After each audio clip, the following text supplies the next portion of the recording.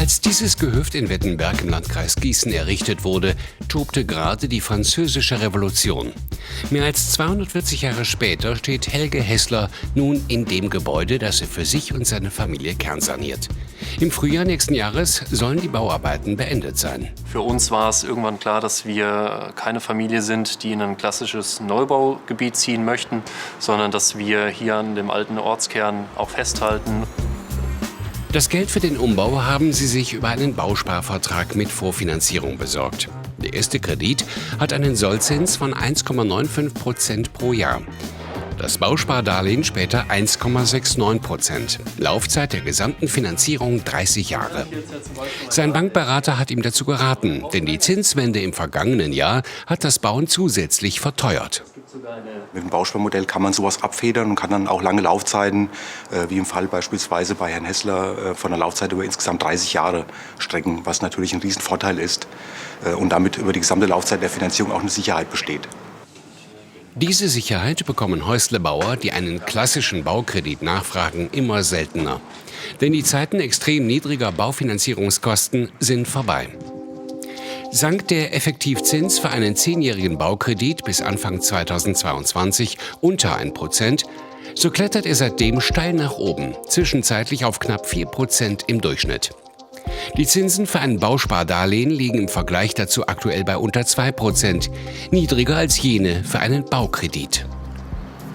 Manche Banken melden für das vergangene Jahr zweistellige Zuwachsraten bei Bausparverträgen, egal ob die Darlehen nachher für einen Neubau oder für Renovierungen verwendet werden. In Bad Vilbel leitet Thomas Reimann den Baukonzern Alea, ein traditionsreicher Betrieb mit insgesamt 58 Mitarbeitern. Das zuletzt etwas altbacken anmutende Bausparen scheint ein Comeback zu erleben. Das Wort Bausparen wird erstaunlicherweise im letzten halben Jahr wieder öfter in den Mund genommen, ohne dass ich konkret mitbekomme, dass sich dessen auch bedient wird. Aber es ist eine Form der Finanzierung, die viele, viele Jahre völlig ausgeblendet war, weil wir eine Niedrigzinsphase hatten. In seiner Branche spricht man zuweilen von einem goldenen Jahrzehnt, das nun zu Ende gehe. Die hohe Inflation, der Ukraine-Krieg und die gestiegenen Zinsen sorgen für große Anspannung in der Bauwirtschaft. Das zeigt der Blick auf die Stornierungsquote. Lange Zeit wurden Bauprojekte nur selten wieder abgesagt oder eingestellt. Die Quote lag meist unter 2%. Im vergangenen Jahr ein starker Ausschlag nach oben, fast 16%.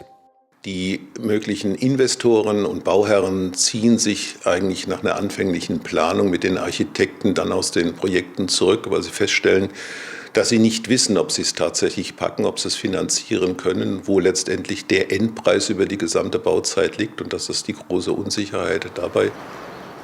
Doch gerade Kommunen, Unternehmen oder größere Organisationen müssen regelmäßig bauen, modernisieren, reparieren und instand halten. Zum Beispiel die Leppermühle in Buseck, eine psychotherapeutische Einrichtung für junge Menschen. Derzeit entsteht auf dem weitschweifigen Gelände ein Café für die Bewohner und deren Angehörige. Wir schließen eigentlich in regelmäßigen Abständen neue Bausparverträge ab. Das hat für uns den Vorteil, dass wir eine sehr hohe Planungssicherheit haben, ne? Dass wenn wir unsere Haushalte aufstellen, wir genau wissen, wann wieder ein Bausparvertrag zuteilungsreif wird, welche Konditionen wir haben. Und so können wir unsere Baumaßnahmen auch mittel- und langfristig sehr gut planen. Der jüngste Bausparvertrag, den die Leppermühle abgeschlossen hat, stammt aus dem vergangenen Jahr. Zu äußerst günstigen Konditionen, 0,69% Sollzinsen bei einer Laufzeit von knapp 16 Jahren. Bankberater Thomas Gückel erlebt, dass auch öffentliche Einrichtungen und Kommunen wieder verstärkt bei ihm anfragen. Ein Ladenhüter ist sein Produkt nicht mehr. Es war natürlich immer erklärungsintensiver. Ja, jemandem begreiflich zu machen, der 3 Jahre immer nur festgestellt hat, die Zinsen sind am Fallen, von 3 auf 2 auf 1 und dann auch unter die 1%, dass man jetzt unbedingt einen Bausparvertrag braucht. Aber ja, jetzt aktuell hat man dann doch sehr schnell festgestellt, dass es sich lohnt. Die Hofreite von 1789 in Wettenberg will Helge Hessler noch durch einen Neubau ergänzen. Die gesamte Wohnfläche beträgt dann rund 350 Quadratmeter.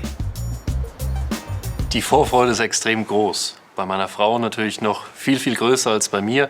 Das ist ein Projekt, was uns jetzt seit circa 3 Jahren begleitet, von der ersten Idee bis zu dem Stand heute und auch bis zum Stand, wenn wir fertig sind. Wir freuen uns wahnsinnig darauf, irgendwann wieder in unser Eigenheim zurückzukommen, wenn es dann auch genau so geworden ist, wie wir uns das vorgestellt haben. Die genaue Investitionssumme will der Bauherr nicht verraten. Das Bild lässt aber vermuten, es ist kein Schnäppchenpreis.